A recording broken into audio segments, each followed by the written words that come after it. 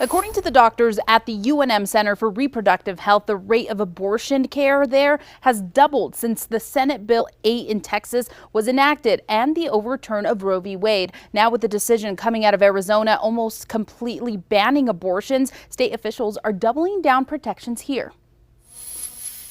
In January 2023, Attorney General Raul Torres took up measures to protect reproductive rights in New Mexico, specifically in the southeast. We are still waiting for a decision, but I think what has happened recently, just yesterday in Arizona, really should reaffirm for everyone the urgency of getting some clarification from the New Mexico Supreme Court. Torres has been one of the most outspoken supporters for women's reproductive rights. The Arizona decision is something he described as dangerous. What I'm afraid is that we are going to continue to see these types of statutes resurrected all over the country, which is why it's so critically important for not only New Mexicans, but other women in this country to understand that this is a safe space for them. Dr. Eve Epsy from the UNM School of Medicine told KOAT in a statement that the ruling will have a major impact on women traveling from Arizona to New Mexico. She says the 15-week gestational period may not be enough time for women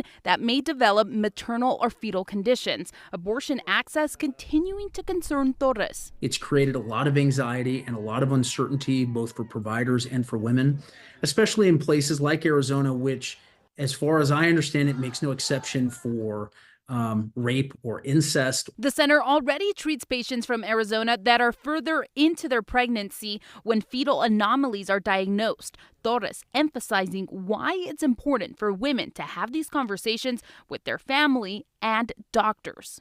We really just need to get the government out of this, and we need the government fundamentally to guarantee equal treatment under the law and guarantee basic liberties for everyone. The UNM Center for Reproductive Health is expecting more patients from Arizona if the ruling takes effect. More than 50% of patients at the UNM Center for Reproductive Health are from out of state. In the studio, Stephanie Muniz, KOAT Action 7 News. The New Mexico Supreme Court hasn't had a ruling for abortion ban ordinances in southeastern New Mexico.